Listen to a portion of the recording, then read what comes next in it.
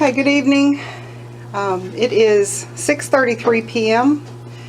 Notice is hereby given that this is a regular meeting of the Council of City of Sandy Oaks, Texas, being held today, Thursday, July 9th, 2020 at 6:30 p.m. by telephonic video conferencing for the purpose of considering the following agenda items. All agenda items are subject to action. In accordance with the order of the Office of the Governor issued March 16, 2020, the City Council of the City of Sandy Oaks, Texas is conducting this telephonic video meeting in order to advance the public health goal of limiting face-to-face meetings, also called social distancing, to slow the spread of the coronavirus. There will be no in-person public access to the meeting. On the website, on the agenda, it gives the meeting information for joining. Ms. Shelton, can we get a quorum call, please? Alderman Fillinger. Here. Alderman Rapino. I might need to unmute them as I go. Oh, where is Mr. Where'd he go? Rapino? Unmute. Alderman Rapino, can you hear me? I can. I'm here. Okay, thank you. Alderman Walker. Here. Alderman Tremblay. Here. Alderman Yelton. Here. And I do see that City Attorney Cassandra is on. Yes, I'm here. Okay. All right, you do have a quorum. Thank you. Citizens to be heard. Ms. Shelton, did we get any questions from citizens to be heard? No, we did not. We did not. Okay, thank you. Item 3, administration updates and announcements. We have 3 items: COVID-19 updates, TxDOT road repairs, and the municipal infrastructure project updates. COVID-19 updates, I'm sure everyone's aware it's ugly out there. It's not doing well at all. The counts are way up. As a result of that, we will not be holding any. We had planned another market day. We're not going to be doing that in the park. The marshal has been out and visited every business, made sure that they have the latest information and everything is posted at their businesses, and mask orders are in place. So just please be careful out there. This is not something that's going away for quite a while. I do not have any counts specific to our city, although I am working with San Antonio Metro Health to see about getting some counts specific to our area. TxDOT road repairs, if you haven't been out, then you probably don't know, but if you have been out, you may have noticed that there are some significant repairs being made finally to the front of the area there along the Mathis Priest corridor. I do not have a date as to when they'll be finished. I'm going to assume it's going to be the rest of this week, maybe into next week as well. And the intent there is to do a more permanent repair, and then they will come back and stripe the road.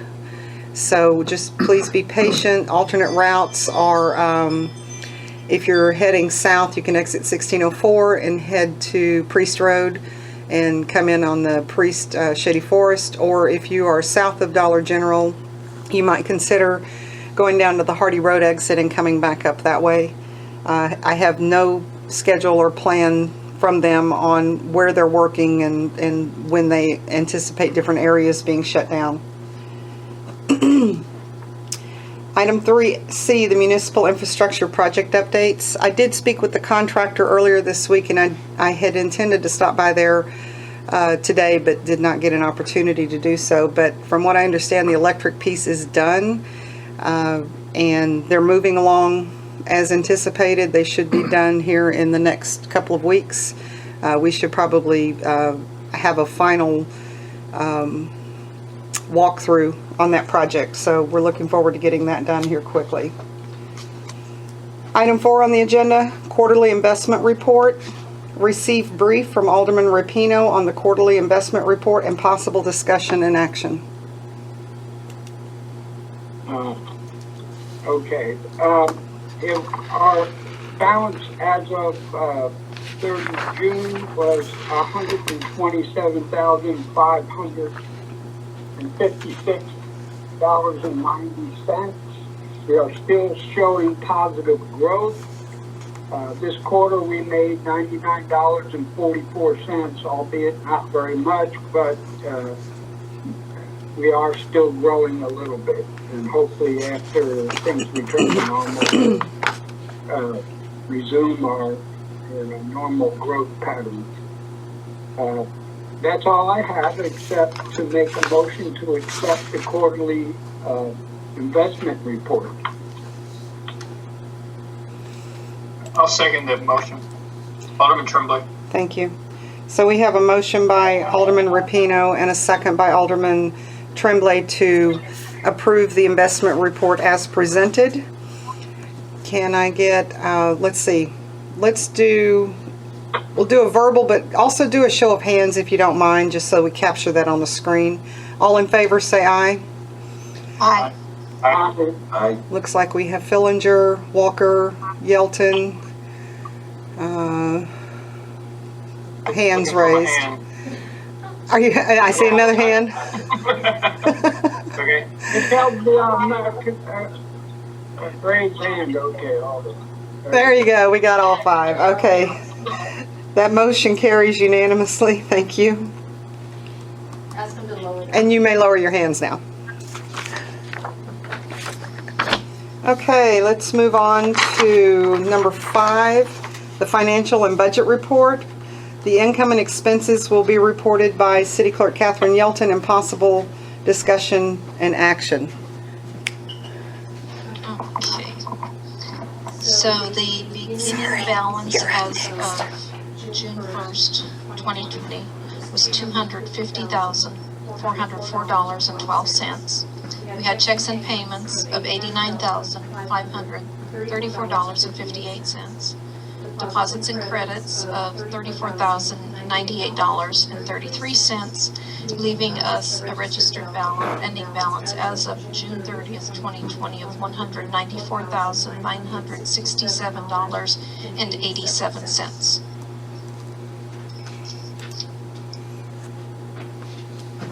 And Ms. Ortiz, do we need an action on this one? A motion? Yes, you need a motion to accept Okay. the report.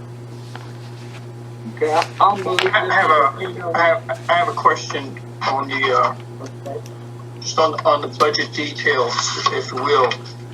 Just to line up with expenses on the page 5 of the budget details with listed municipal complex infrastructure.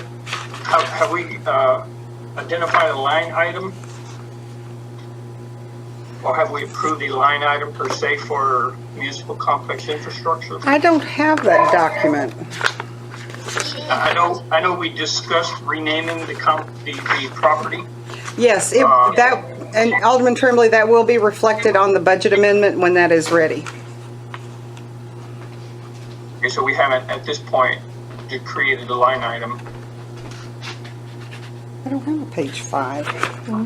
Page 5 on the Oh, I have a page 5. It was on the back side. Yes, there will be, and I'm sorry, ask your question again, there, Alderman Tremblay. I know we discussed changing or renaming that property. Yes. We've been referring to it as the animal control facility when in fact we've decided that it's the municipal complex. I just don't recall that we created a line item, a budget line item for municipal complex. Have we done that? We did not. That will be officially adopted or presented at the budget amendment. But for now, we do have it under reserve funding to keep track of the expenses as they're coming in. So you'll see it. It's called Municipal Complex Infrastructure. Right. Yeah, under reserve funding. Yes. So that's where the funds are coming out of, reserve funding. Yes. Okay. Okay, we can move on. Okay. So again, we need a motion on number 5, please. Okay, I'll move Mrs. Rapino to accept the budget report. Okay, we have a motion by Alderman Rapino to accept the financial and budget report as presented. Do we have a second? Second. Alderman Walker. All in favor say aye, and then please raise your hand. Aye. Aye. Aye. Aye. That sounds unanimous, and one more. It looks unanimous. Okay, that motion carries. Thank you. Item number 6, we have consent agenda. All matters listed under consent agenda are considered routine by the City Council of the City of Sandy Oaks and will be enacted by one motion. There will not be separate discussion of these items. If discussion is desired, that item will be removed from the consent agenda and will be considered separately. We have 5 items on here. Item A is to approve the May 2020 City Attorney Invoice number 1249 from Casan and Ortiz not to exceed $3,880.70. Item B is to approve the minutes from May 14 of 2020 regular City Council meeting. Item C, approve the minutes from the June 11th, 2020 regular City Council meeting. D is approve the minutes from the June 25th, 2020 regular council meeting. And E is a resolution of the City Council approving a policy on political activity. Do we have all of the minutes, Ms. Shelton? We only have the minutes from the May 14, 2020 regular council meeting. Okay, at so this time. we will pull items C and D. Are there any other items that members would like to remove for separate discussion?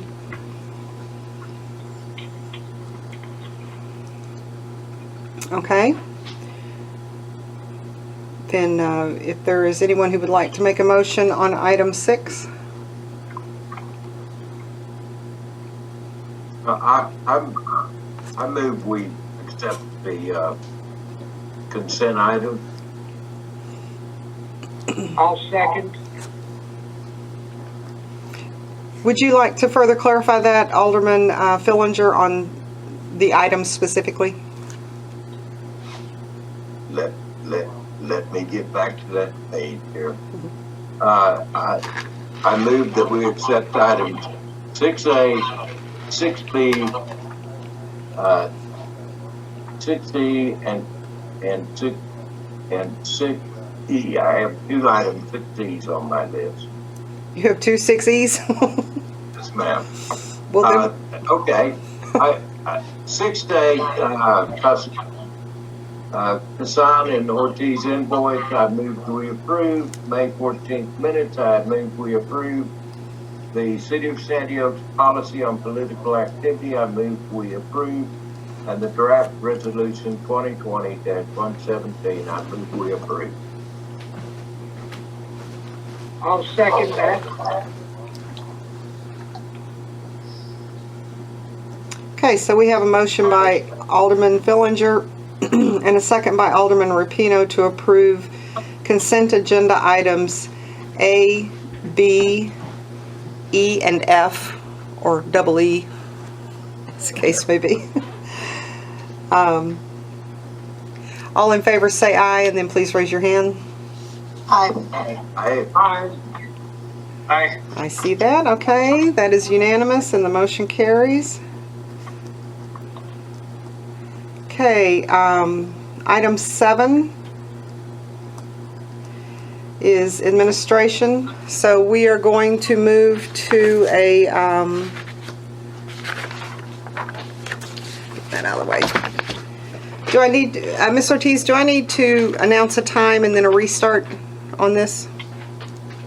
Yes, announce the time that the public hearing is called, and then when the public hearing is closed, you will announce the time again. Okay, so it is 6:47 p.m. We are going to enter into public hearing, item 7A, 6:47 p.m. The public hearing is pursuant to ordinance number 2016-60 regarding buildings on and the property located at 23102 Shady Forest, and discussion and possible action on an order of the City Council for the repair, vacation, relocation of occupants, removal, demolition, or securing of the building and or property. And I think that the property owners were going to join us on this. So, I see. I am showing. Somebody can speak Spanish for me? Is this Miss Orfa Lopez? Yes, ma'am. Okay, I do believe that we have Alyssa Tremblay online to be able to translate for you, Mrs. Tremblay. Please. Yes. Sí, señora. Sí, tocó mi turno de la propiedad 23102 Shari Forest. Yo lo que quiero es pedir más tiempo para vender la mobile home de la propiedad.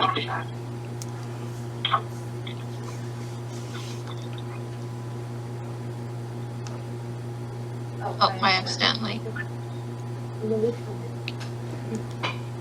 ¿Qué es lo que necesita, señora? No, you have to let them speak. The two numbers. They're at the bottom. Es uno de Shari Forest. ¿Pero lo necesita más tiempo? Sí, con lo que no puedo removerla ahorita mismo en tan corto, bueno, me dieron 30 días, pero a raíz de alguien de mi familia falleció, tuve gastos y no pude mover la mobile home. She had a, Más tiempo. déjeme transferirle. She had a death in the family, so she couldn't do it within the 30 days that were given to her to remove the mobile. She's asking for an extension.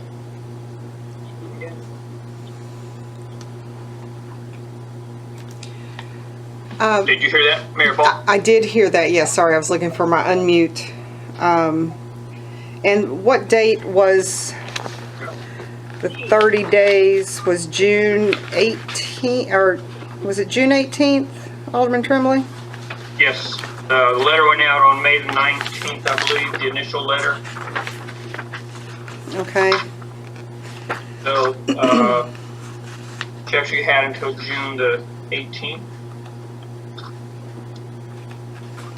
Okay. And so, Do we ask her how much time or what date she is requesting, and then we can move forward?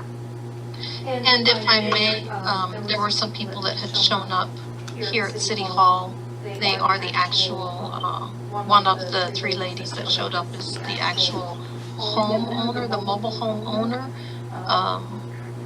And then the property owner is Mrs. Orfa Lopez. And I believe that the homeowner may be on one of the phones as well.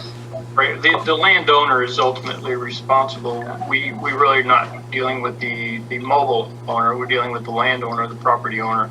So my question would be to the mayor, would be, can we hear from the responsible party as to what date she's requesting?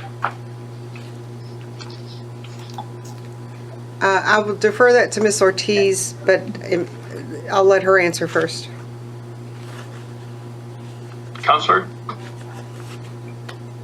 So, given she can ask how much more time she needs or present how much more time she needs, and give that timeline to council. Right. That's what I'm asking. If we can ask her for that information and move forward. And Right. Okay.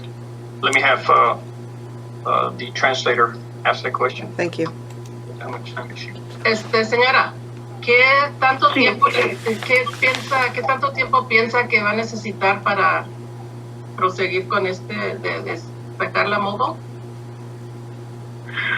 Ahorita ando sacando precios para remover. Necesito, nada más me han dado un precio ahorita, necesito sacar otros dos precios, cuánto me cobran por propiedad.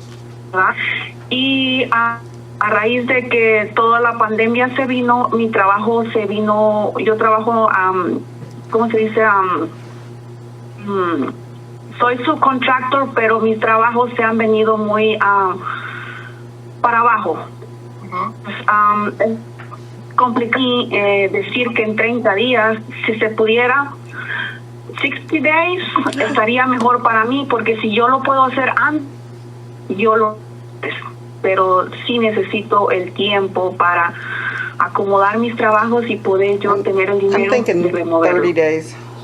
I'll give her She 30. has some bids going on right now.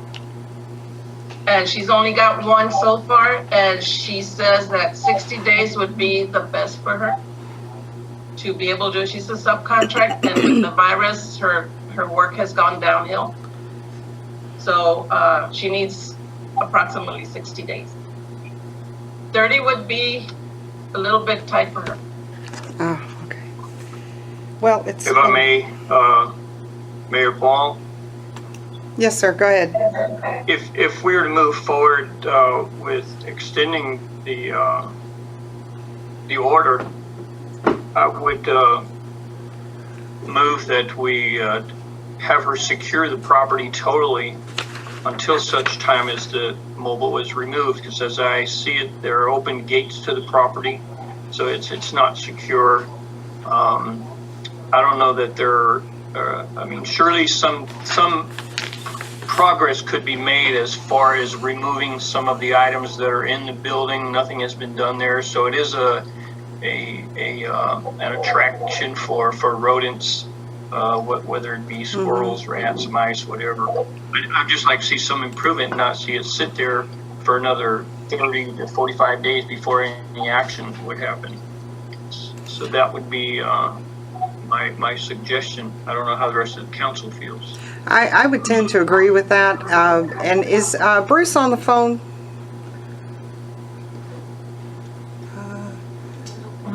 I don't know if Bruce has made No. it on the call. I'm not inclined to offer 60 days. I am inclined to follow what Alderman Tremblay just mentioned, which was at least seeing some level of improvement, and they must secure that property to keep people out. You know, it's unsafe for the neighborhood. It's unsafe for the neighbors. The neighbors have been contacting us. It is creating a health hazard, and it's been that way for some time. So I would be willing to propose 30 days. And really no more than that. But there has to be some immediate improvement. They have to secure the property within by the end of next week at the very latest. Sure. That has to be cleaned and 7 days, I 7 think, days. would be acceptable for securing the property when we're talking about children, animals, pets. Exactly. Getting into the property. Could you and Yes. Ms. Ortiz, is that okay to make that counter to that? So with that, I'm going to suggest possible continuance of this particular hearing, giving the landowner the time to secure the property and the suggestions by council, and then have the hearing set at a later date. And at that time, the council can, if it's not resolved by that time, order any remedy, whether that's to have it repaired or removed or demolished. Okay. So we could provide them the guidance to secure it within 7 days, and we'll have a continuance of the demolition at a future date. Is that Correct. correct? Can we have our translator explain what the council's offer is to her? Well, yes, but we want to make sure we, And if it's acceptable to her, I would move that we bring this back to council for hearing on 13.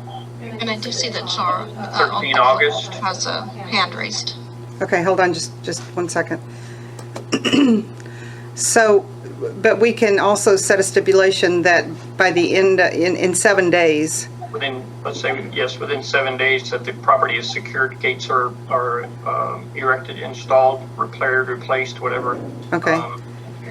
And for Cassandra, do we need to follow this up with a letter, an official letter? I would suggest just following up with an official letter, having a new hearing date or the continued hearing date established tonight, if that's a possibility for council to do.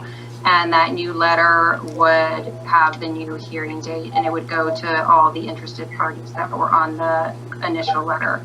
Right, One of the parties that had the same name as one of the as the owner of the mobile home contacted me. So that particular owner, or that she was not the same person. So that particular person will not get the letter again, but everybody else, as far as I know, may have some interest in the property still. Right. Could we set the date for the next, would bring this back to council as an official hearing on 13 August? That gives us just past the 30 days. Is that acceptable? That works. That works for me as far as letter notice wise. If that works for the council. And that date was August 13th? Yes, ma'am. Is that our So- next regular meeting? Let me check. Yes. Okay. Well, no, we have another one this month. No, I meant in August. It is. August, yes. Yes. So, I have this translated over. Well, so let me ask another question. So we're giving them a 7-day stipulation that they have to secure the property. To secure the property. But we're not having them come Wrong. back till August 13th. So let's say, Right, they have 30 days to comply with the order. We're only getting extended in 30 days. so my question is, if at the end of 7 days the property is not properly secured, what is the remedy at that point? That the city will secure it and send her a bill. It'll be at the expense of the city.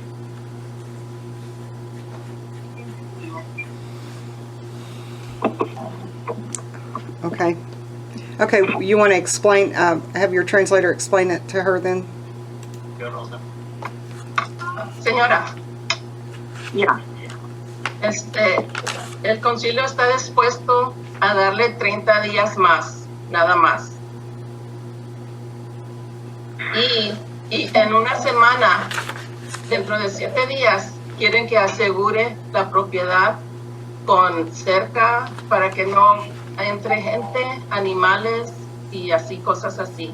Porque ya dicen ellos que es muy peligroso tenerlo así como está ahorita. Está abierto a la gente y entran y salen animales, gente, lo que le da la gana. Y es muy peligroso Okay. para los niños. Sí, la propiedad está cerca. Es lo que no tiene la gate de la entrada y la salida. Lo único que necesitaría yo hacer es poner algo que bloquee la entrada y la salida. Quieren que Y asegure. poner un cartelón que diga propiedad privada y no entre, porque por realidad es propiedad privada, no debe entrar gente aparte del dueño. Y también, Entonces yo puedo, perdón, no, sígale. yo puedo hacer eso de cerrar la puerta de entrada y la salida y poner un anuncio que es peligroso entrar y que es propiedad privada. Aparte de eso, yo ya fui y limpié la propiedad. Corté las hierbas, todo alrededor está limpio. Solo está la pura mojón que sí en verdad está. Se mete, es peligroso. Sí. Entonces, Y y como le digo, los 30 días más que le quieren dar, quieren darle esa razón que tiene 30 días, no los 60 que está pidiendo. una pregunta, si la ciudad tira la propiedad, ¿cuánto la ciudad me cobra por tirar y demolición o sea, sacarla de ahí? ¿Cuánto? Depende en lo que cobren a los que... Oh, she wants to know if the city takes care of cleaning it, taking it out, destroying it, demolishing. We will build. You'll build her, but she wants to know how much it would. We would have Approximately. to get bids. We would have to get bids just like she does for the city to do it. We don't have anybody on our workforce to to demolish that building. So we would have to go out and contract it, and then we would bill her for the cleanup. And I don't know that, Ms. Ortiz, is it customary that we would invoice them for that, or we would file a lien at that time on the property? So you would initially invoice them, give them a certain amount of time to pay that invoice, and then if they don't pay the invoice within the allocated time, then a lien can be placed on the property. Okay. Ok, bueno, entonces yo me hago cargo de buscar a quien me saque la mobile home de la propiedad. Espero hacerlo en los 30 días. No sé cómo venga mi trabajo de aquí a 30 días, pero espero en Dios que venga trabajo y yo tenga el dinero para pagar quien me remueva la mobile home de la propiedad en 30 días y así ya no tener eso pendiente que es peligroso para mí. She says she's gonna try and get somebody to, she's gonna go ahead and try and find somebody to get the mobile home out of there and clean up. She says she's cleaned up the property and she understands the actual mobile is torn down and falling and all this, but she will put gates to keep people out and post a sign that it's private property and it's dangerous to go in. But she will try to do it within 30 days to get it. Okay, so So let's give her I need to give her the information for as far as the hearing, and then she'll get a letter. You Right. Just hold on. But she needs, Yes. so she needs to understand that we're expecting the property to be secured to keep people out within 7 days. Within 7 days. Yes. Si quieren asegurarse que va a asegurar la propiedad dentro de 7 días. Señora, Sí, okay. Y also van a tener van a querer que I said I'd hearing I said I'd let you go first, and I Otro didn't, meeting. because I enjoy having you el here. 13 de agosto y quieren saber cómo están las cosas en ese punto. para el 13 de agosto es 30 días. Sí, That's okay. We'll talk about va a ser menos de 30 días. No, it's just beyond 30 days, 13 hours. 30 days puts her at the week. Okay, es una semana después de los 30 días. Ok, A ver cómo van las cosas, si ya pudo sacar la mobile y ya se arregló el caso. Y le van a mandar una carta advirtiéndole que tiene que llamar el 13 de agosto, como lo está haciendo hoy. ok.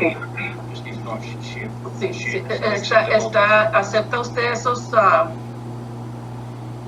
what we talked about, if everything is acceptable as we explained it. ¿Acepta las cosas como le dijeron? Los 30 días y los 7 días para cerrar. Los 7 días está bien para poner en seguro la propiedad. Sí. Los 30 días me hubiera gustado más días, porque como digo, voy a estar muy apretada, porque por lo mismo yo soy la que tiene que mantener mi hogar ahora que mi esposo no está. Y aparte de eso, me cargo de las propiedades también, que no solamente es una que tengo aquí en Waterwood. Entonces es algo difícil para mí, pero si dar más tiempo, no puedo hacer más nada, pues la decisión es de ellos. Okay. She says it's going to be really hard for her to do it within 30 days. She'll try her hardest since her husband's not around anymore. And she will try and get it done within the 30 days. And she will do the 7-day lockup of the property.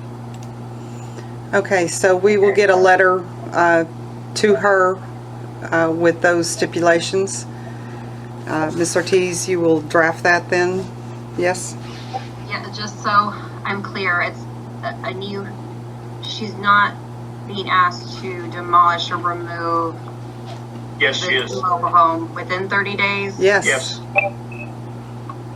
Okay, Yes, as the initial order was, same stipulations. Repair, refurbish, whatever, or remove. Yes. okay. Yes, I Same can do that. stipulations. It's just a 30-day extension with the stipulation that the building is secured within 7 days of today, that the property is secured, 7 days. meaning fencing. Okay. There is a draft order, I believe, in y'all's packet,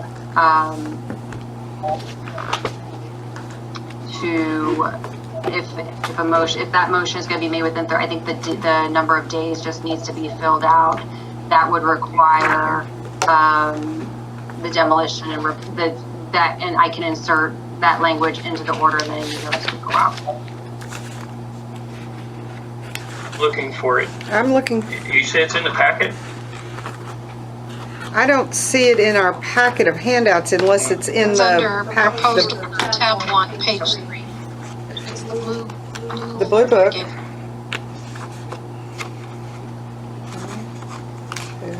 There it is. Proposed order. Tab 1, yes. Titled Order of the City Council of the City of Sandy Oaks, Texas, ordering demolition of substandard building due to infeasibility of repair.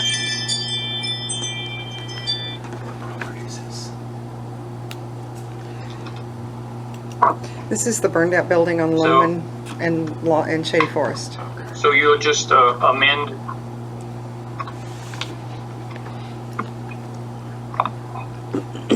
item 2 on page 1.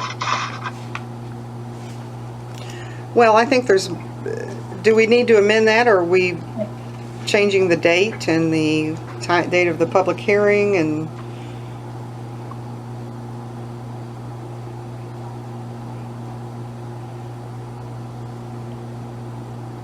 Well, if she's being ordered to demolish the structure, then there would not really be a need for a continued public hearing. If she's given the opportunity to secure the property and maybe come back to the council with a plan if she needs more time, then there could be a continued hearing. I think the continuance is just from today for 30 days. The order remains in place. We're just extending this initial order to 13 August effective date. That the building be demolished, moved, etc. But no Catherine, later than 13 Do you August. have this page loose? A loose oh. Is that acceptable? Yeah, then Well, no, I was just gonna sign, make just sure the- it's signed, the order because I can signed the be, backside. Okay. Acted on by council. The order that's in all y'all's tab 1 can be acted on by council, with a possible, I guess, follow-up from the property owner of a status within 30 days.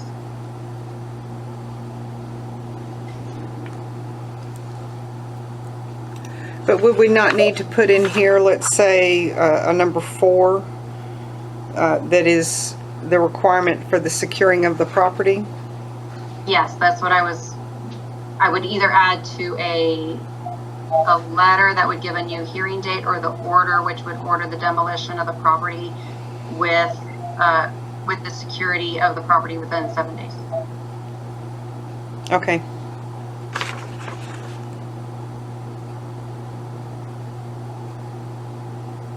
If you can make those changes, So item 2 will read, rather than 30 days from the date of this notice, because this notice, well,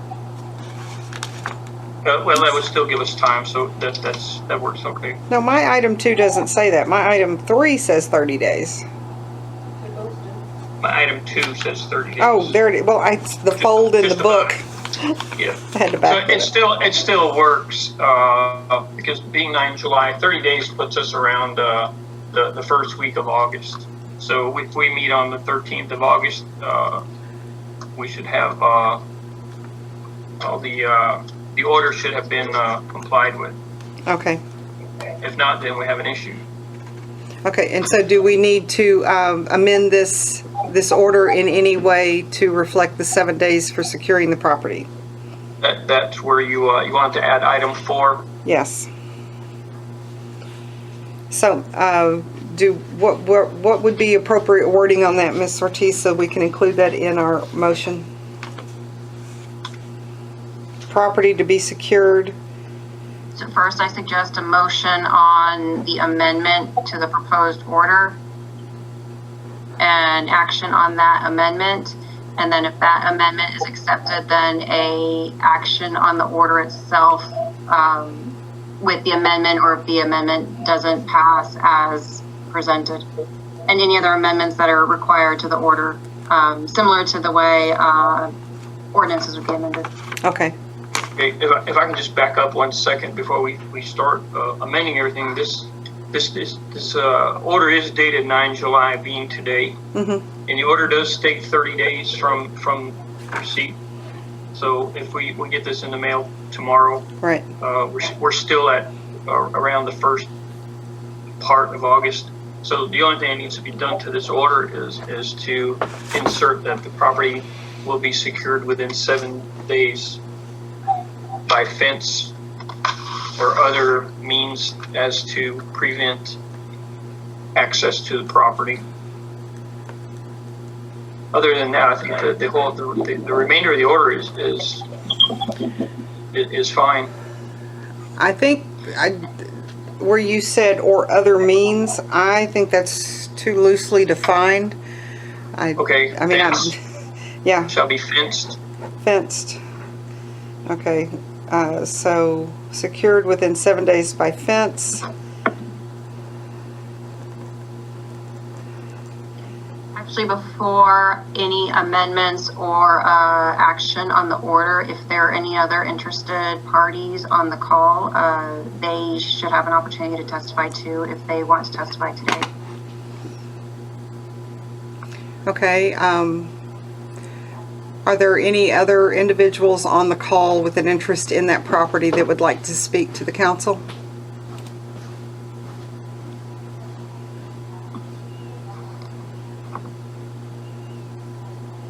And I do show a number of 668-1817, but I'm not sure who that is. I don't see. Hello? Yes. Yes. Yeah. Yes, this is Ofelia Garcia. And you I had received also the got letters? a letter. Yes.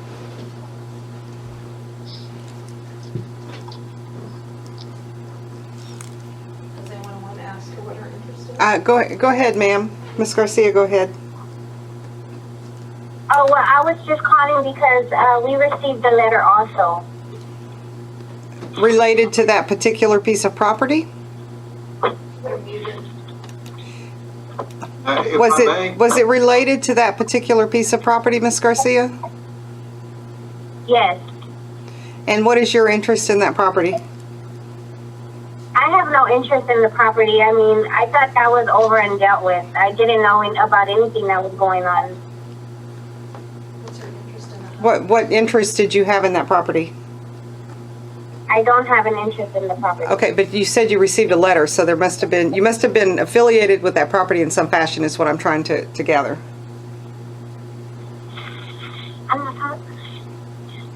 I was a previous, I lived in the mobile home before when they burned down. Oh, okay. I'm not the owner of the property, yes. Okay, I think we established earlier in this public hearing that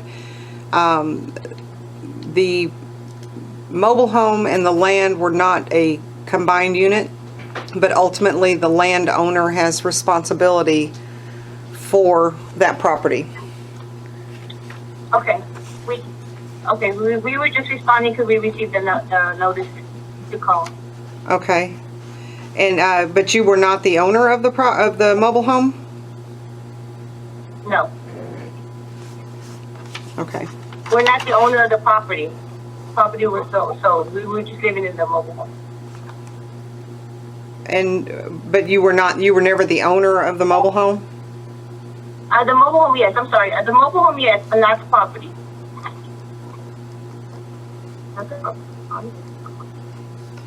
Okay. And Ms. Ortiz, is that accurate then, that the owner of the mobile home really has no interest in this property and it all resides with the landowner? Ultimately, it is the responsibility of the landowner. She received a letter because she was the last known owner of the mobile home, I believe, based on the tax records. But if she has no interest and doesn't need to testify, then she doesn't have to testify. Okay. Or present any evidence. It would ultimately fall onto the owner of the property. Okay. Okay, Ms. Garcia, was there anything else you'd like to add to that? No, that would be all, ma'am. Thank you. Appreciate it. Thank you. So I think, is there anyone else that would like to speak that has an interest in that property? Okay, so I think where we were at was Alderman Tremblay was wording an addition to the order that we have here and adding an item number 4. Would you like to continue with that? Yes, ma'am. I move that we amend the order of the City of Sandy Oaks, Texas, ordering demolition of substandard building due to infeasibility or repair letter with a date July 9, 2020, to add item 4, that the property be secured by means of a fence to ensure that no unauthorized individuals gain access to the building, to the property. I'm sorry.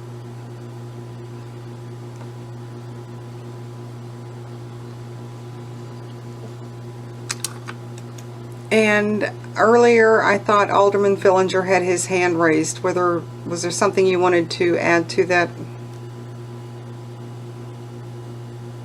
I think we should, rather than add item 4, insert the 7-day order in item 2. The property must be secured by fence within 7 days, period. The work to demolish and remove the building and all debris must be completed within 30 days from the owner's receipt of this order. Because logically, the 7-day order should be in here before I agree.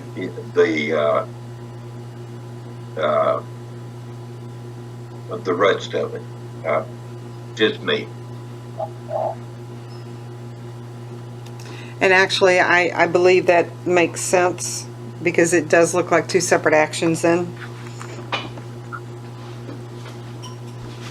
So, Alderman Tremblay, would you like to continue with the motion you have, or would you like to amend that motion?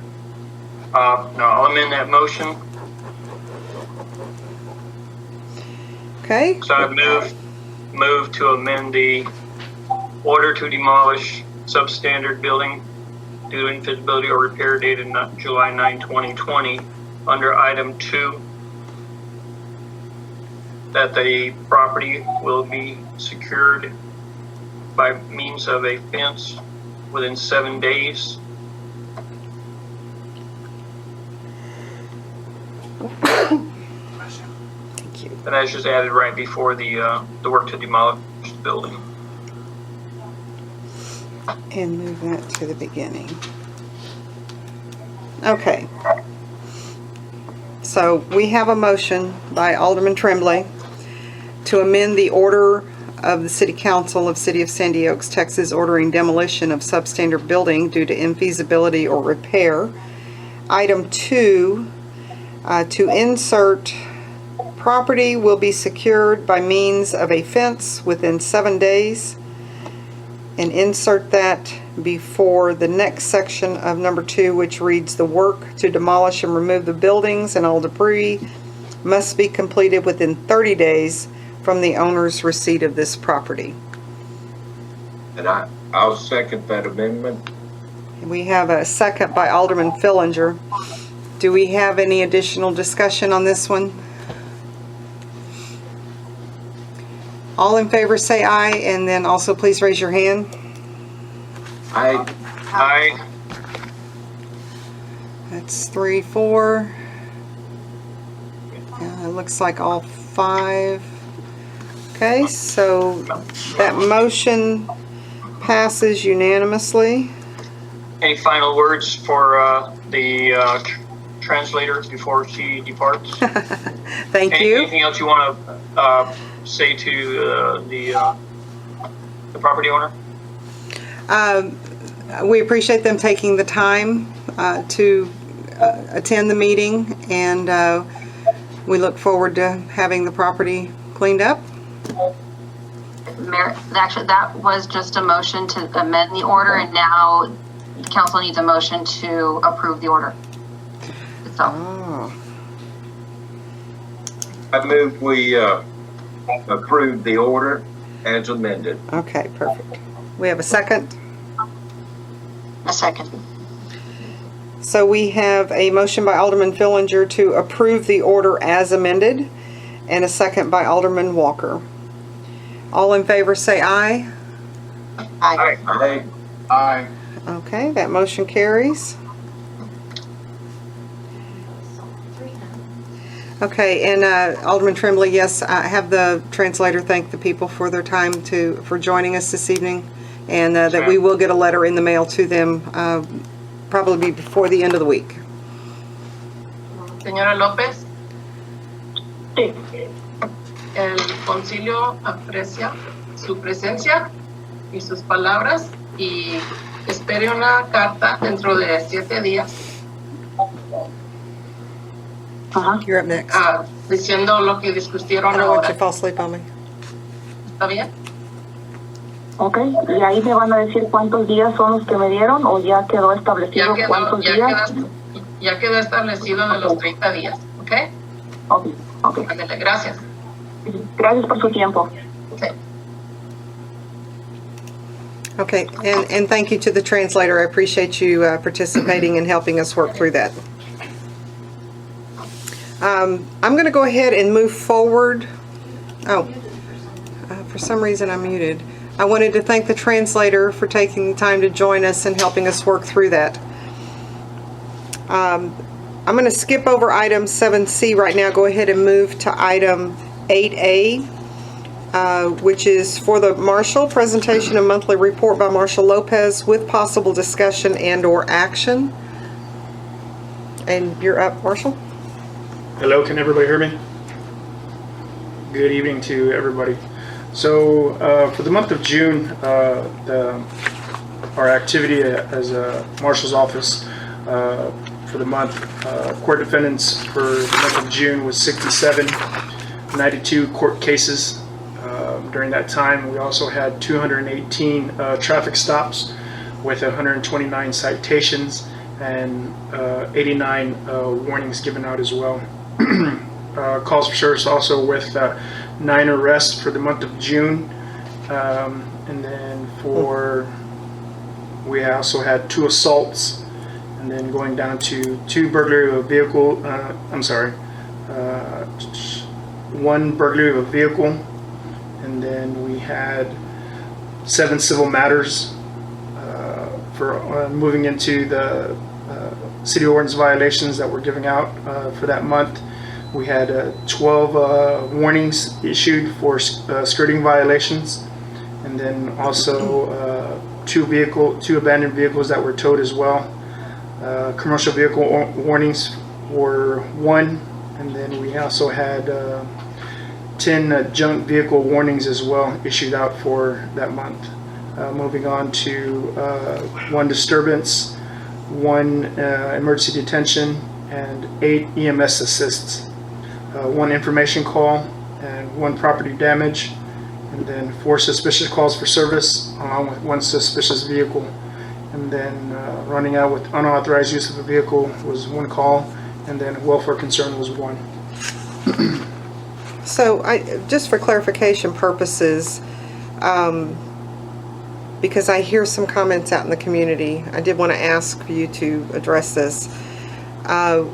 When you first meet with an individual, let's say skirting, because I saw that there were a number of skirting issues here in June, the initial contact is, kind of walk us through what the process is. So you make the initial contact and what happens from there? Well, with the changing with the COVID-19, we stepped away from trying to minimize contact as well for the city orders violation, not only for our safety and then community as well. During patrol, if I see or my deputy sees a mobile home with no skirting around it, we'll get our information, see who's the owner of the property, and narrow it down as well. And if there's some vehicles in there, get some information on that as well, and try to narrow it down. And then we'll take pictures, we'll document it, and then we'll, accordance with the city ordinance, give them 30 days to comply. Within those 30 days, after that 30th day, if there's no compliance, then it's they'll receive a citation. Once we get that that first warning, we'll mail it out with the documentation of the city ordinance and certified mail, and then usually we'll get that back. And then after the 30th day, we'll do a follow-up. And if there's no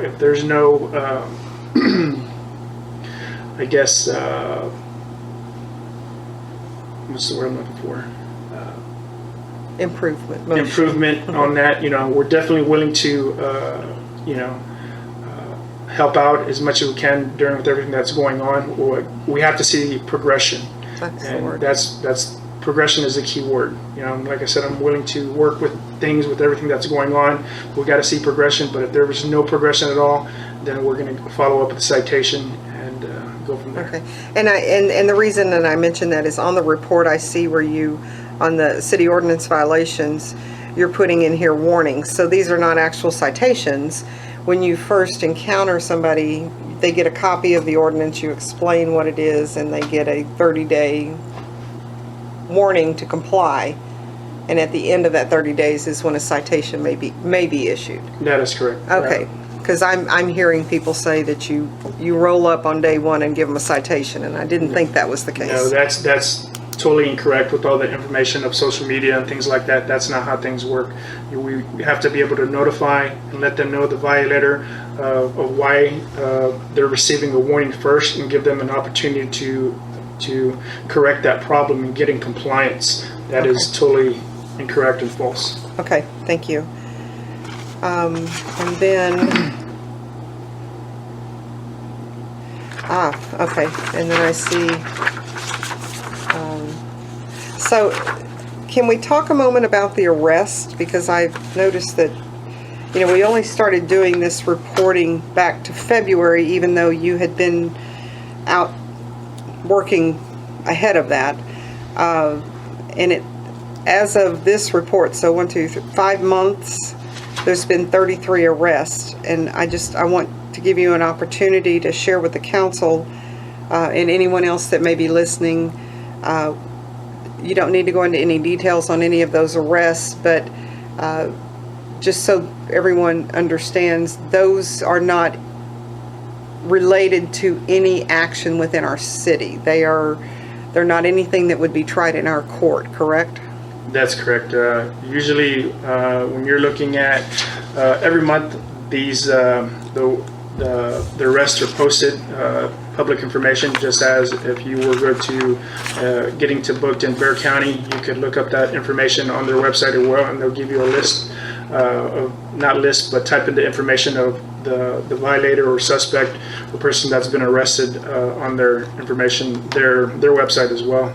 So most of these range from traffic warrants with the San Antonio Police Department, from possession of marijuana, resisting arrest, aggravated assault. All these are arrestable offenses, and they're going to Bexar County. Okay. Anything Class B and higher goes to county. Okay. So does that mean you made the arrest on these cases that you will be going to the court hearings?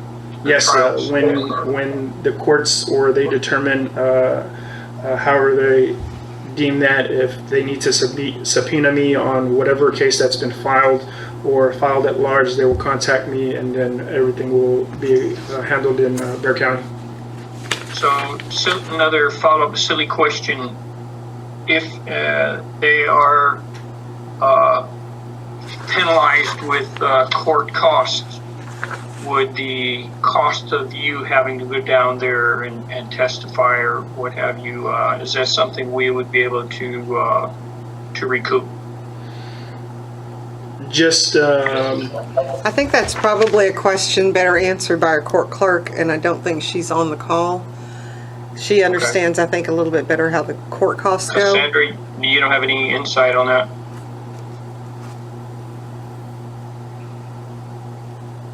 No, not on that. Okay, I'll ask the court clerk that question. I'm just wondering if in fact you're going to be spending some, so you could be spending a good amount of time if you keep doing these arrests, which are starting to look like you're. Well, it's not like he's looking for the arrest, but No, I'm just saying it's not something you don't want to do because you have to go downtown. I'm just curious as to if there are reimbursable court fees, court costs. Surely this would be something we might be able to recoup. like, let's say for instance, like an SAPD traffic warrant. So the violator can still be given a Class C citation for, let's say, no driver's license, no insurance. They will handle that in our own court. However, since SAPD has their own court as well, they'll be handling that with whatever violations they have with SAPD. So they can still be cited and handled within our court as well. Okay. Thank you. You're welcome. I see that Alderman Fillinger had his hand raised. Did you have a question? Yeah, more of a comment. The arrestor made while he has stopped him for a traffic violation. Well, depending on the case, I mean, there have been like I think there were a couple of burglaries of habitations or cars that resulted in that, but I would say probably most of it is due to traffic stops. Yes, that's correct. Okay. Okay, thank you. You're welcome, sir. Was that it? Yes, ma'am. My point that I wanted to make is that he's not playing Dick Tracy and tracking down criminals. He's meeting these people in line with his normal duty. Yes, that is true. Okay. And Ms. Ortiz, do we need an action on this one? No action. Okay. Okay, any other questions for the marshal before I send him home? You're free to go. All right. Turn off your microphone. Thank you all. Have a good evening. Thank you. Oh, thank you. Okay, let's move back up to item 7C. Discuss and or possible action. What happened? 7B. We did B. No, we did not. Sorry. I wrote all that on B and it goes up here. Okay, sorry. 7B. Discuss and or possible action on ordinance 2020-164, adopting regulations for manufactured homes and repealing ordinance 2019-130. This is brought by Alderman Tremblay and Alderman Yelton.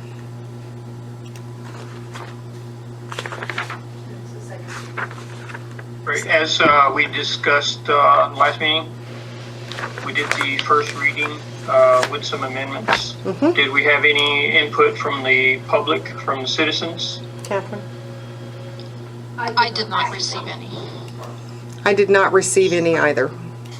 So with that said, I would move that we approve ordinance number 2020-164, an ordinance of the City of Sandy Oaks, Texas, adopting regulations for manufactured homes, providing definitions, prohibiting the installation of mobile homes within the city limits, providing regulations for the installation of modular homes, providing regulations for the installation of HUD code manufactured homes, establishing permits, inspections, and fees, providing for penalty provisions, providing for severability, repealing ordinance number 2019-130, and providing for a repealer clause, and providing for publication and an effective date.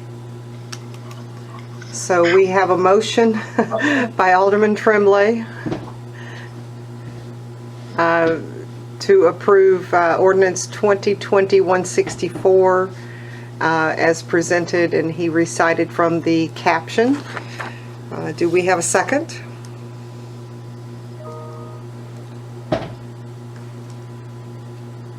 Yeah, I'll second that.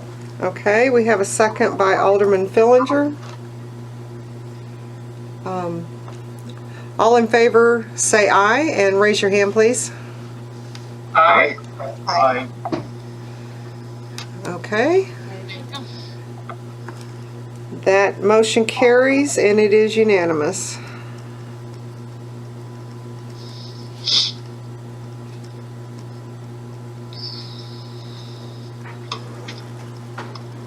Okay, now we will move to item 7C.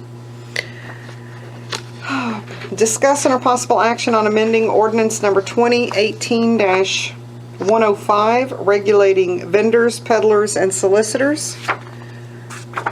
So this had been brought back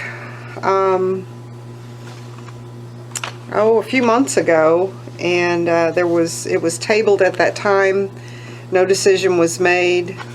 There has been some discussion over the last few weeks about this particular item again. So there were some wording that was in the ordinance that was confusing to both those of us on the council and the public in general. So I asked Ms. Ortiz to kind of relook at this to focus on really what the original gist was for this ordinance, and to address any ambiguity between public and private properties as they pertain to this ordinance. So the council members, you've each had an opportunity to look at this. And I know Alderman Fillinger and I've had discussions on this, and I would look to him to see what his initial take is on this revision, and then we'll get some input from, I see a couple of hands that are raised. Alderman Fillinger, would you like to start on this discussion?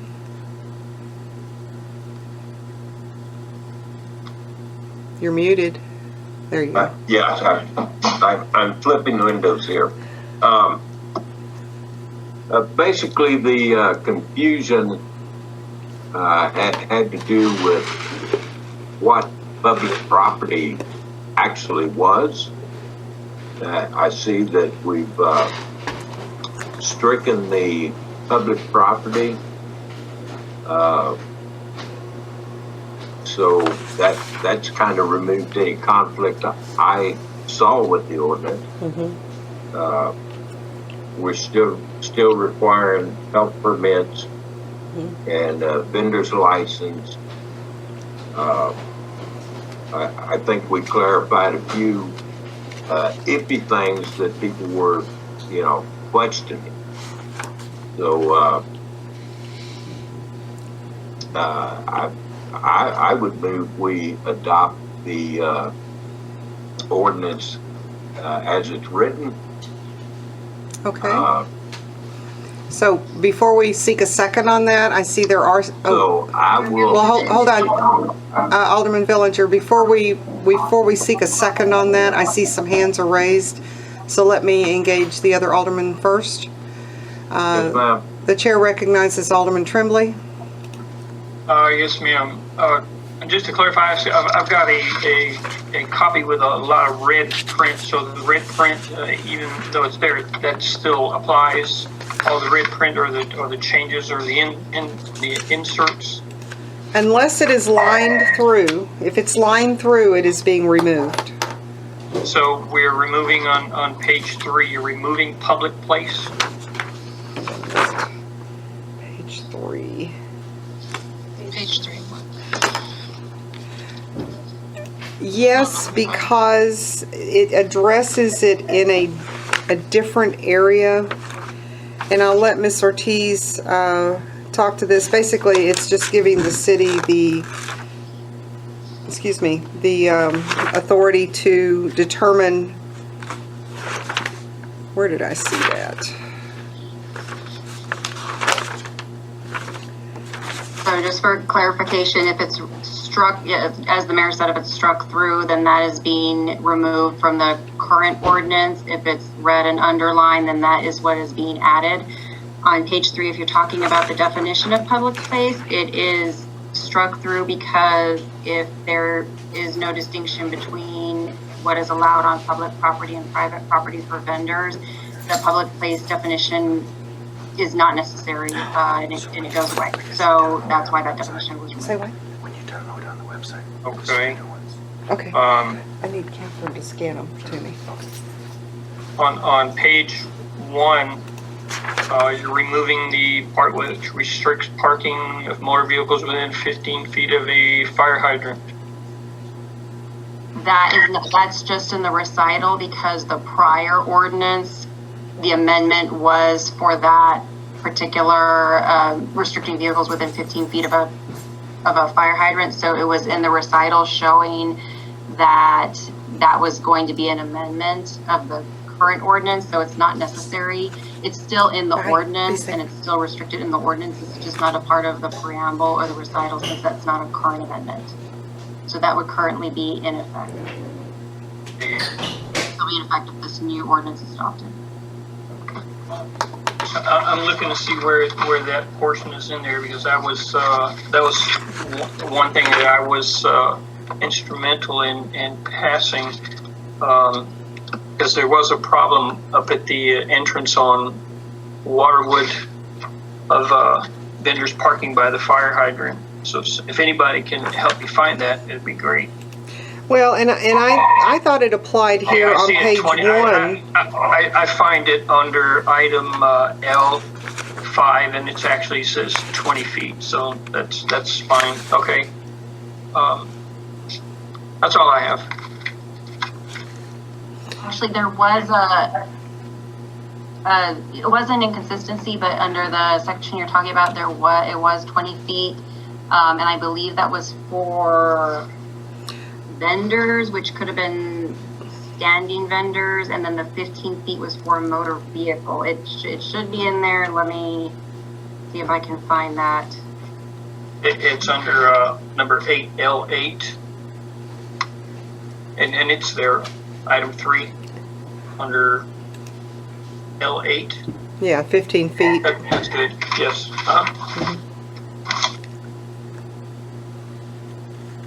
Oh, somebody lowered my hand for me. Thank you. Okay. Somebody wanted me to. The chair will now recognize Mayor Pro Tem Rapino.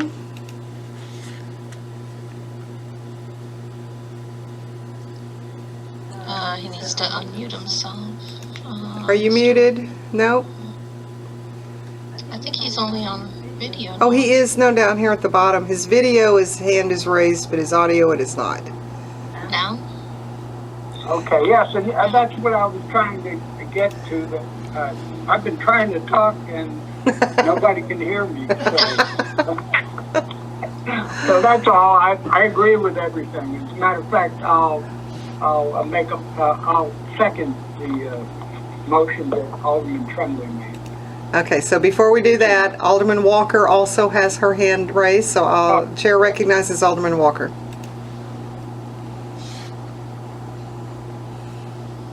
Yeah, I'm so having problems like this with this. You knew I would. That's why you saved me for last. Okay. So this applies to everybody. Doesn't matter if it's private or public property, applies to everybody, correct? The way it's written,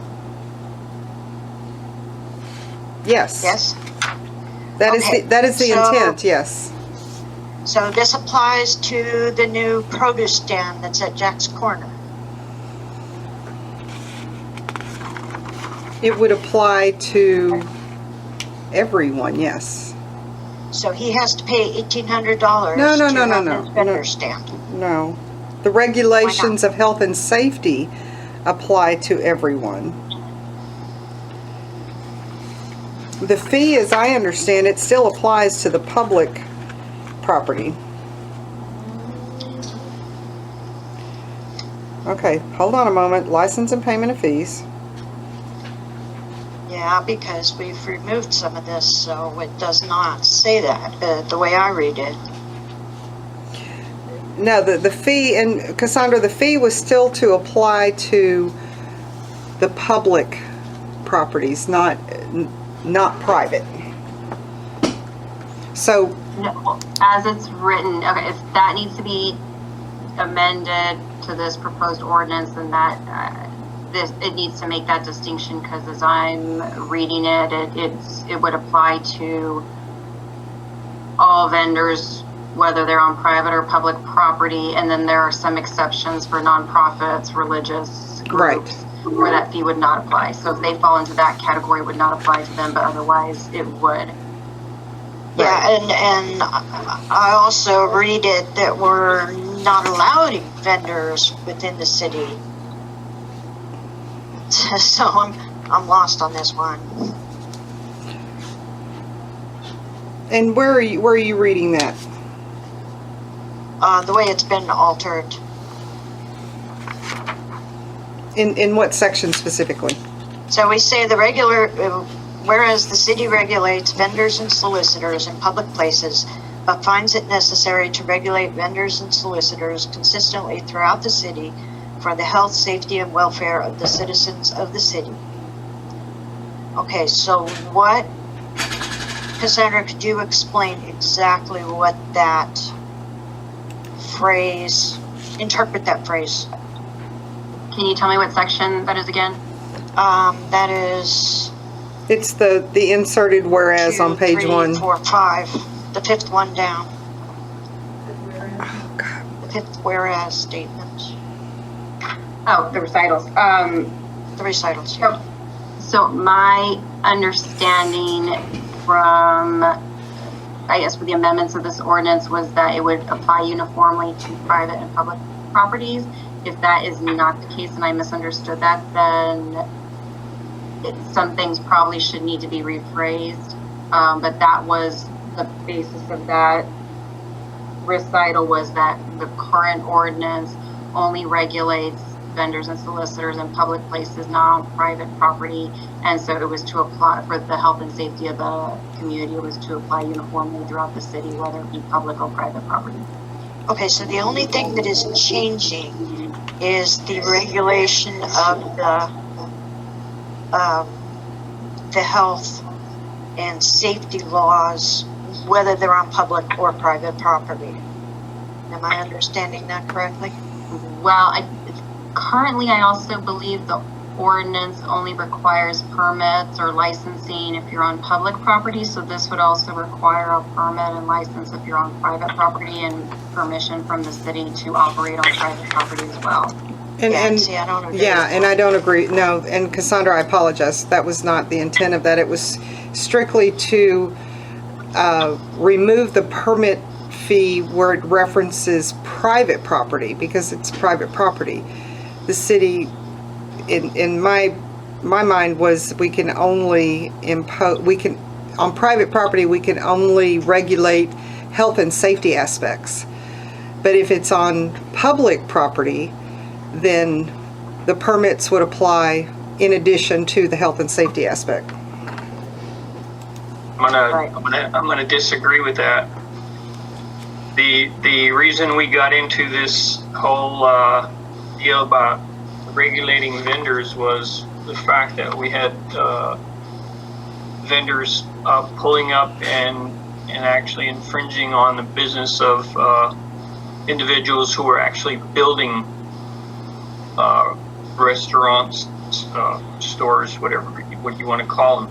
So an example, up at the corner on Waterwood, across there from Catty Corner from the Valero, we had the individual selling barbecue out of a food truck, Right. which was taking away business from the smokehouse, which he spent a lot of money to get his business going. So my thought was that we were regulating businesses because they were infringing on the local businesses. So I tend to think that we need to be regulating a business, whether it be on private or public property, because what we'll have food trucks and what have you showing up and doing the same things that was happening previously. Okay, so We'll have a food trailer parked in Valero parking lot. We'll have that food truck parked up on the corner. I disagree because they still have to. we got too much I disagree feedback. because they still have to have their permits. They still have to have their food handlers, their health certificate, their fire inspection, and Yeah. all that sort of stuff. And I do believe that our permit fee is ridiculous. And I think that we should encourage our citizens who pay property taxes and live here to the ones that truly want to be entrepreneurs are really going to go out there and do all those things to get legal and to purchase their permit. They can't afford the $1,800. But we could There address are some who do want to purchase eventually a brick and mortar here in the city, but they can't do that now. Okay, and So I get where you're coming from, but I also think that I think we've kind of addressed some of the issues with Valero and some of the other locations that we're talking about. But I do think we have to kind of give some kudos to some of our people. who well, live now, here. Miss Alderman Walker, so I want to go back to something Alderman Tremblay said when he was talking about the barbecue trailer that was set up. That was on private property, and that gentleman was renting space from that property owner. That was private property. The permit did not apply to him because the ordinance, as we thought it read and was intended to be used, addressed public property. So all of the regulations will apply. The health, the commissary, if you're going to be doing food or anything, it doesn't matter whether you're on public or private property. All of that still applies. No, I agree with that. The difference is the city cannot, and we've had this discussion before, the city cannot offer financial benefit to a commercial enterprise. So therefore, we can't allow them to use our public land for financial gain, and hence the prohibitive fee. I agree. If they want to, I'm not saying anything about public property, and I'm not saying anything about them not having to have those permits and meet those requirements, those health and fire and safety requirements. What I'm saying is I don't see how it is fair on private property if they meet all of those and still have a permit. No. You're missing the intent of this ordinance is to impose the $1,800 annual fee as a permit for use of public property. Private property was never considered for that. It's always been the use of public property. I'll disagree Mr. again. Tremblay was disagreeing with that. That's what I was talking. I'll read on page 2 of this ordinance, license required, item C.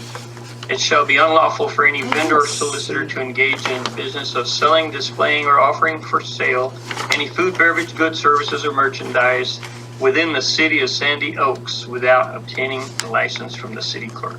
It doesn't say public property, private property.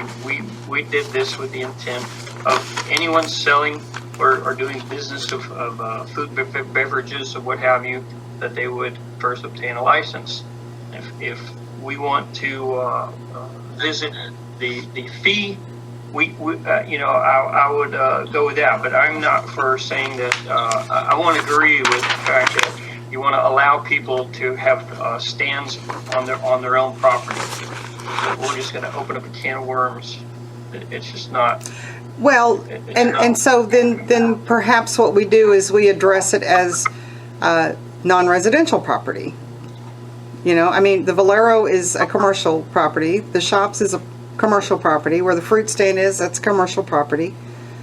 And I do understand about setting up in residential driveways.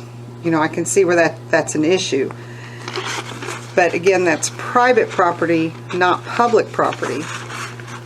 And I think, when the produce guy was selling stuff in front of his house, I think he was kind of creating a little safety hazard as far as traffic and cars parking on the side of the road in front of his house as well.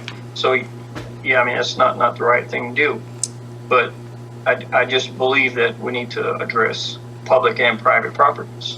And as far as the produce stand goes, I had several conversations with them, and really it was no different than a garage sale, if you will. I mean, we allow garage sales and people park in the street. So, the difference there, his was a it was not a day or two. It was much more frequent than that, which is one of the reasons that he has now moved to a more suitable location. Put him in contact with somebody that had space that would work for him. So, that issue was resolved.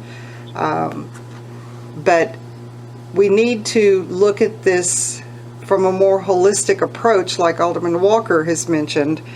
We're not trying to stifle business, but we need to be smart about it.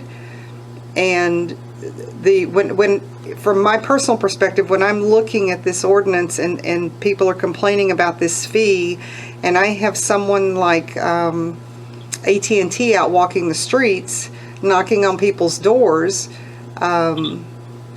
I find that intrusive, because we said we do not want solicitors. If they want to do that and they want to pay a fee to do that, then I'm okay with that. But they would have to pay that, and then we would have to let everybody know, hey, okay, so we have a solicitor that's going to be in the neighborhood. Let the citizens know about that. But because they are out soliciting door to door in the neighborhood. But by the same token, you have other people. We had a questionable business that had to do with water testing that was out here. And it was interesting when you had a conversation with them. It was a great conversation until you mentioned something about a permit, and then all of a sudden they didn't speak English anymore. And they continued to try to get into people's homes. So the intent of this solicitor type, let's talk the solicitor side of it, is a protection of the people in the community. We want to offer some level of protection. If we have that in place, then that gives the marshal and the deputy some teeth when they're addressing these type of individuals that are out here. Then we want to talk about the peddlers. I would also, and I envision peddlers as pop-up vendors, for lack of a better term. And, they could be residents here. They could be somebody who, there used to be somebody that sat on the other side of the Valero selling, I think, blankets or something. We need to be able to regulate them as well from a safety perspective. That one's a little bit more challenging because that's TxDOT property on that side of the road, but it is within our ETJ, And I think that we would have some jurisdiction that we could utilize to control that. But to be able to maintain the public right-of-way and public properties and not offer a financial incentive or benefit to somebody who wants to just do a pop-up business and to your point, Alderman Tremblay, to compete with other hardworking people who have made a great financial investment into a business. I don't think it's fair to not protect that investment because they are part of the tax base of the city. This is the revenue that keeps your property taxes low. If you're going to allow other businesses to come in and usurp what they're doing because they can do it quicker, cheaper, faster, easier, that's not of a benefit to the community as a whole, and it's certainly not supporting our businesses who have made those sacrifices and those investments. My point exactly.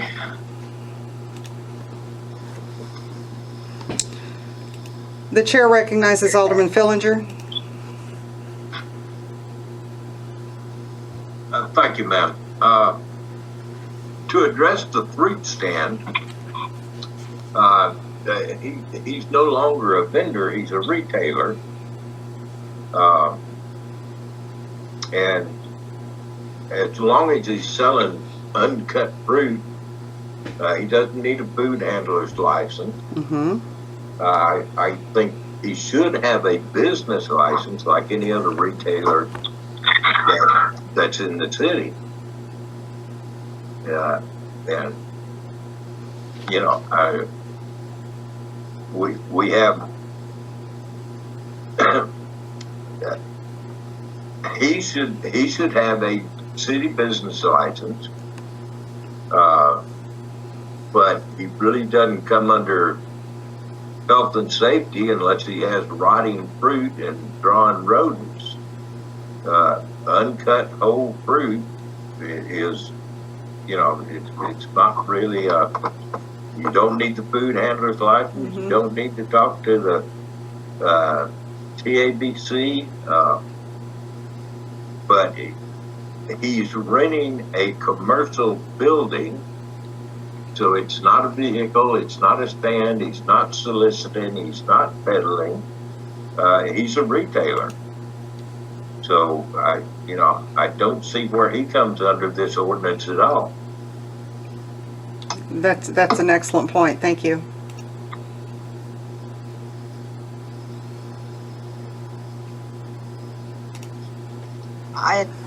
I still believe we're doing a big disservice to the citizens.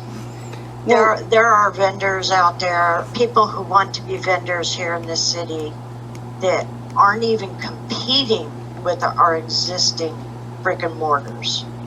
And they can't do it because they can't come up with $1,800. Well, so and yet they would like to eventually build up their business so they could rent a spot like at the shops, but they can't afford to rent at the shops until they build up the clientele. They want to do it. They're citizens of this city. They want to do it in this city. They'd like to rent from this city and do it here. And we're not affording them the opportunity to do it. And so in this building time that they're proposing to build their business, where are they proposing to set up that business? Well, they would find private property. And I thought we had a discussion about this, that private property was not part of this. That the fee. You guys haven't changed it yet. And Mr. Tremblay still would like to apply it to private and public. And so then let me just throw this out there to you. So somebody wants to build their business and they want to waive this fee to help. No, wait. No, let me finish. So they want a hand up to help them build their business so that they could eventually rent a commercial space. So as soon as you rent a commercial space, all of a sudden your overhead has increased, your insurance, everything has increased. What is the incentive to not to go that route and not continue in the same manner for an indefinite period of time. If you build up your business big enough, you're going to want to have a brick and mortar spot so you can serve more people. Just like J&S. So are we talking food vendors? Is that what we're talking about here? Yeah. But it doesn't compete with anybody who's already here. So. And if they did it on private property, they're talking about at a residential property? Yes, there's nothing on the property right at the moment. But, that's neither here nor there. Still a residential property. Catherine, where are we with approval, with finalization of the master plan? I just think master plan. I just find it really difficult that we are putting so many hard stipulations on citizens. Oh, okay. I don't have a problem, and I think that a lot of our citizens don't have a problem with paying permit fees or licenses, things like that. Of course, they'd rather not.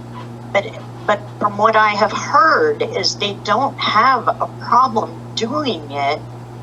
They'd rather not, but it's the amount. Well, and it's this extreme amount. Well, here's the other side of that.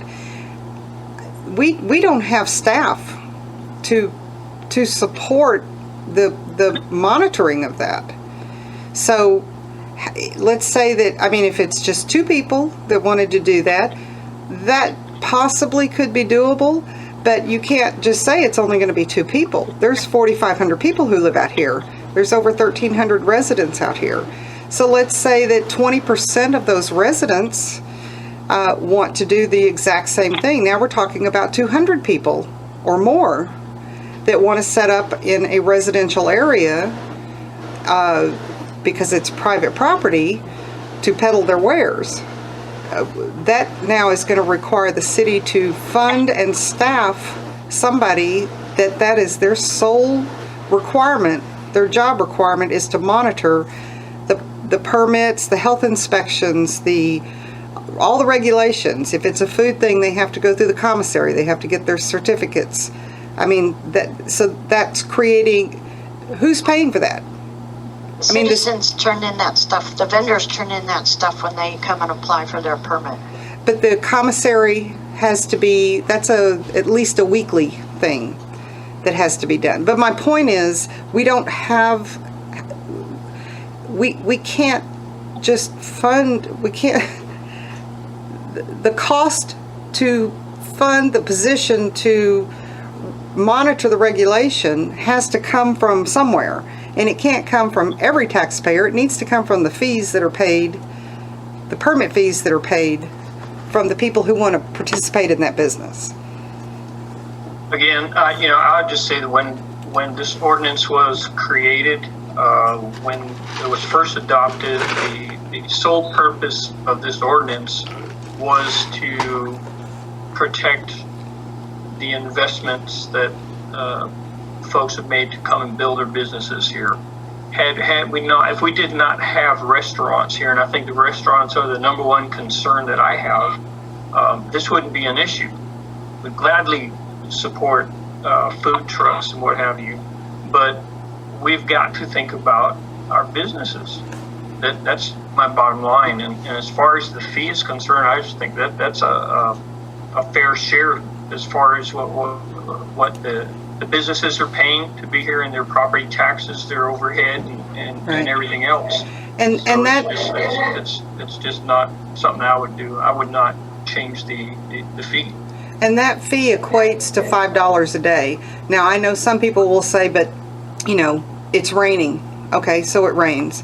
Or it's, I'm sick. Okay, people get sick. The point is, when you're building a business plan, if you're a solid business person creating a solid business, you have a business plan. You know what your expenses are. You always plan accordingly with what structures, fee structures that you have in place that you know you need to cover. Insurance, This inspections. is true, but $1,800 is out of line. Sorry, I 100% disagree with y'all on that. Okay. $500 I can agree with. You're not talking $1,800 from to pay for one person to cover all of these citizens that are going to apply for this permit. You're talking $1,800 for every single person that applies for a permit, or $500 for every single person that applies for this permit. And it's not going to be as many as y'all think it's going to be. And that's okay. So Today it's not, I disagree with you. but who knows what happens next, in 6 months, in a year. Yeah. The It'll point is come somebody back needs, around. well, And it'll get voted on again, and it'll get changed again. well, no, the point is though that the county regulations is what we're relying on. And Yeah, so if you want I to know. be in the food, if you want to play in the food space, then you have to abide by the county guidelines for inspections and permits and commissary, etc. And these people are willing to do that, and they are doing it elsewhere. They'd rather do it in their own city. So, Well, then why not work with a commercial property owner and become a tenant of the property owner? they were told they couldn't. Who couldn't do what? Or if we're Oh, we'll talking have a about the private taco, if we're conversation talking about the that, 'cause taco we were told truck, couldn't. if we're talking about the taco truck, that man does not have valid inspections. He did not have health permits. They went to the same place, and they were told they weren't allowed to, for the same reason that he was told. I saw his stickers the other day. They all expired in February, so he's still not even No, current. not him. Not him. I'm not working with him at all. He doesn't even live in the city, as far as I know. Yes, he does. Oh, does he? No, Yes. that's not what I'm working with. Mayor, Definitely not. Yes, sir. Mayor Ball, was the fee part of your amendment to the ordinance, or if we can move on to what you actually wanted to amend, and then if we're going to add this to it, we can do it. My intent was to leave the fee in place as it pertains to public property. That was my intent. Now, I know that you have a different opinion on that. And the intent also was to remove the reference to private property from a fee perspective, because that is as Alderman Fillinger mentioned, that's now a retail, not a vendor type scenario. I would like to see that if we're not going to identify public and private property, or put all properties in the same boat, I would like to see that residential property be restricted from being utilized for vendor use. So it would have to be a commercially designated property? Right. It would have to be commercial property, commercial or public. That takes the deal out of there as far as somebody ending up with a truck parked next door to them, barbecuing all day long, and smoke blowing over into their yard where they can't sit outside. So if it's a commercial property, be it the shops or the Valero or the Dollar General, what have you, then it's not so much of a problem for residences. Okay. And then, so prohibited on residential properties. And then, not apply a fee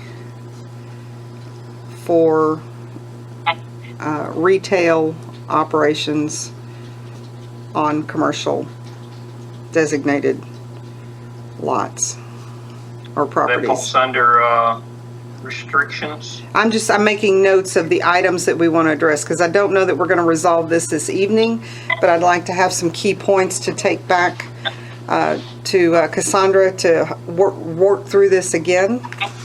For your prohibited areas, the residential properties would fall under prohibited areas under section L. L5.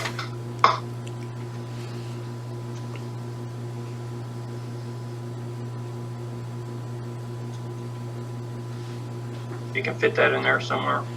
Okay. Alderman Fillinger has his hand raised again, I think. Okay. The chair recognizes Alderman Fillinger.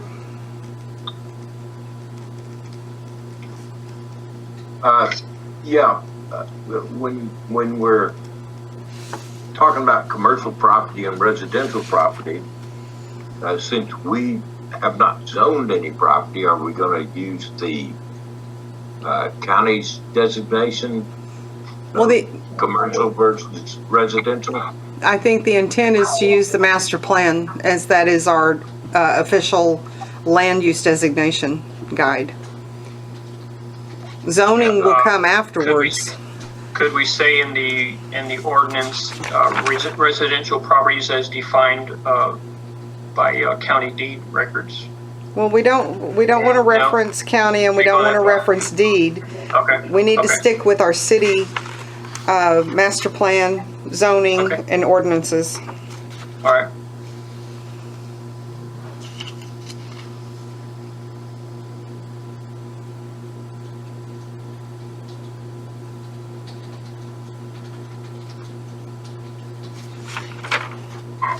Are there any other items? I know Ms. Walker is concerned about the fee in general. You know, there is that temporary event fee. Alderman Walker.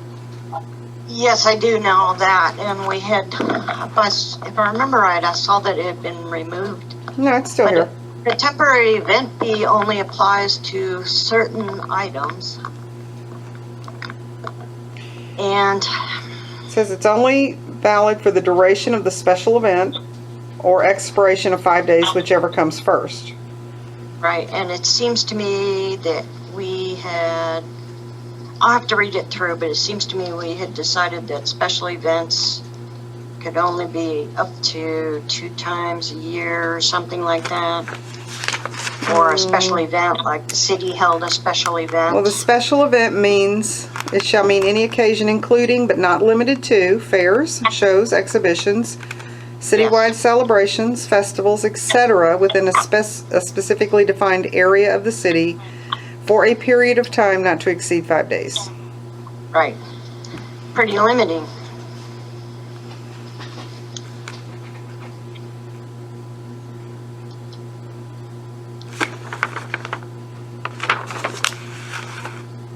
I mean, I have to agree with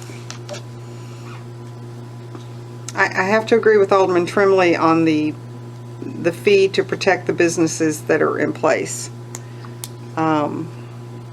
because they have made a substantial investment, and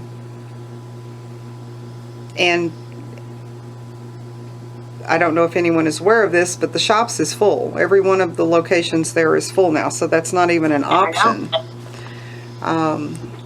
But the master plan is defining land use opportunities, and so, you know, if you have vendors that are interested in pursuing a business opportunity, there may be locations available that will help them meet their goals.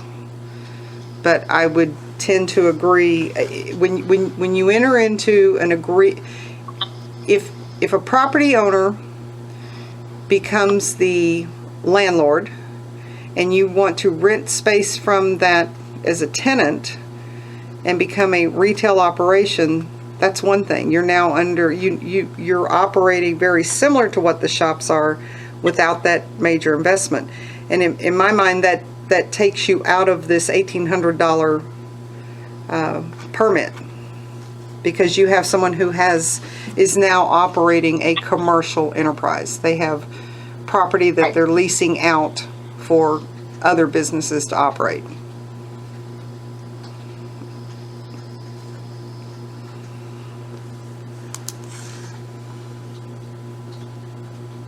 I would just throw this out there for everyone to think about.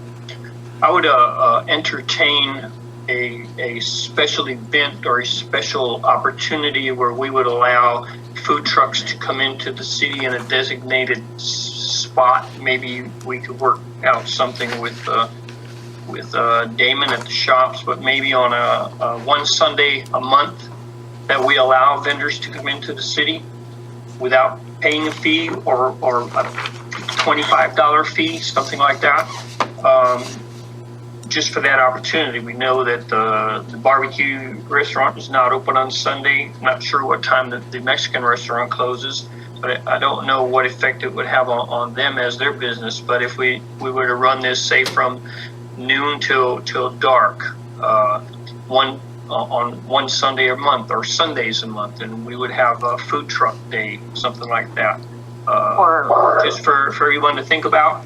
Well, so or ideally, what about during like market days? Well, and that's exactly what I was going to say. That's what the market days has been about. It's a fee-free opportunity. Well, at one time we had talked about it, and we had decided we wouldn't do that in the park. For market days? That we wouldn't allow vendors in the park. But it sounds like things have changed, and perhaps that would be an option for people. Well, it would be an option. Yeah, and I agree with that. I mean, instead of making it market days on a Saturday, we do it on a Sunday afternoon.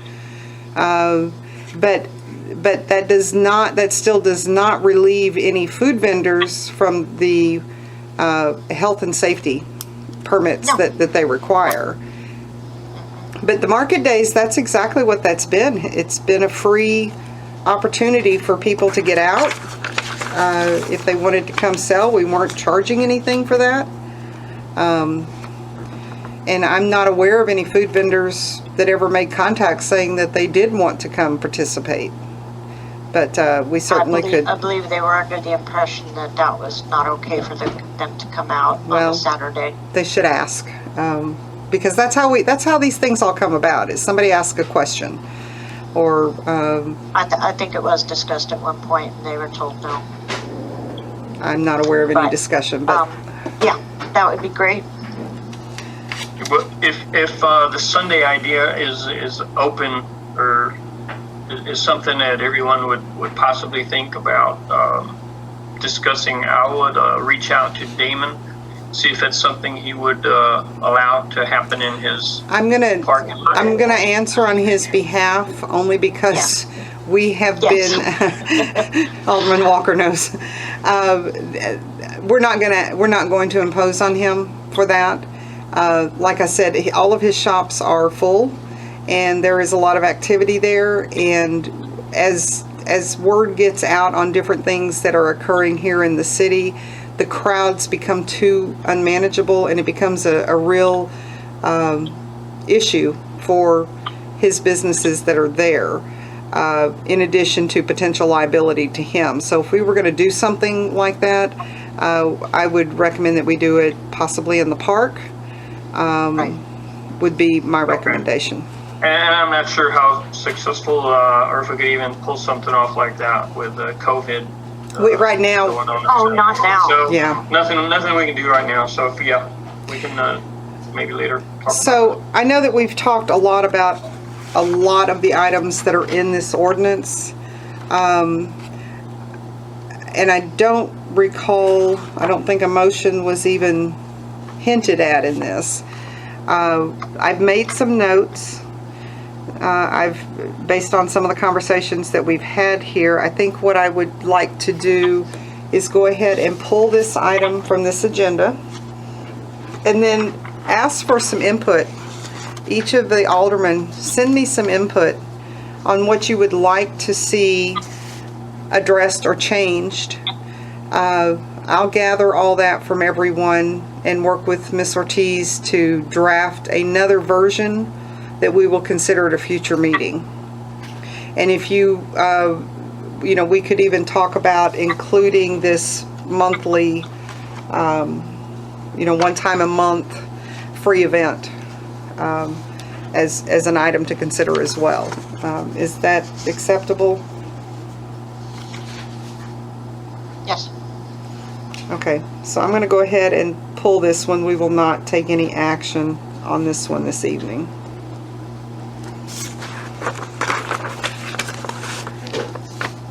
Okay, we did 8A. Let's go to 9. Oh, We do not have ACO. that was my next question. Yeah, but I can answer maybe some questions that anyone might have, like current custody of animals or anything like that.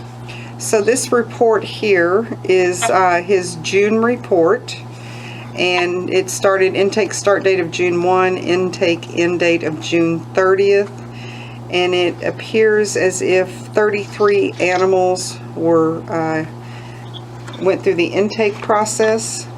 Looks like we had a lot of TNR activity, and for those who are not aware, TNR is the trap, neuter, release specific for cats, and it ends up 33 were TNRs. I'm sorry? 33 were TNRs. So all and 8 33? Yeah, and 8 were dogs. Okay. So, that's it says total intakes 33. By clinic. So that was the TNRs. Oh, the clinic. Got it. Okay, so those were the TNR. So 33 cats have been trapped, neutered, and released. I know that sounds like a lot, but in the big scheme of things, with the number of cats we're dealing with out here, that's a drop in the bucket. So then we also have 8 strays intake, and they all appear to be dogs. And I'm looking on here for the disposition. So we had a DOA.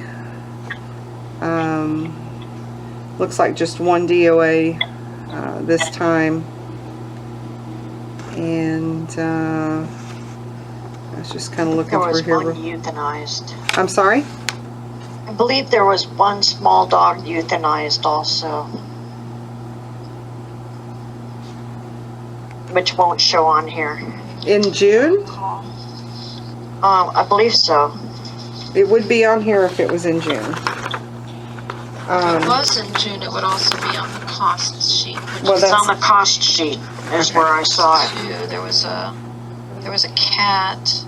And a small dog. Yeah, the small dog was, it was pretty bad off. It was very unhealthy. Oh, that cat. I do remember that. Yeah, Yes. the injured cat. Uh-huh.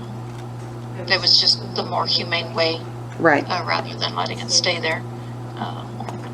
And then the dog, that was I think if I remember correctly, that was the vet's suggestion because of the condition the dog was in. Okay.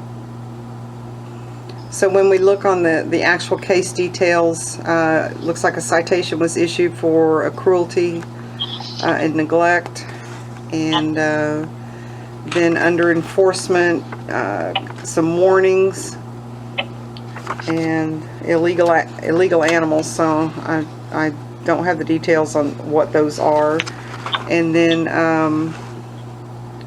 Possibly roosters, but I'm not positive. so a lot of warnings and referrals and strays, lots of strays. This stray was trapped. Okay. So I know he's been very busy. Even in light of the fact that COVID-19 is limiting the resources for rescues and for veterinary services, this type of work still goes on every day. And then you can see the invoices for Oak Hills on the June sheet here. The injured feline and the canine that went in. And then we had the TNRs. So 33 cats trapped, neutered, and released for $613.70. That's not a bad deal. Okay. Ms. Ortiz, do we need a motion on this one? And there were no other questions regarding it. Oh, did anybody have any questions on the report? No action on the report is needed. Okay. Okay, and with that, it is 8:33 and we will adjourn this meeting. And have a great evening, everyone, and thanks for joining us. Good night. Good night. Good night.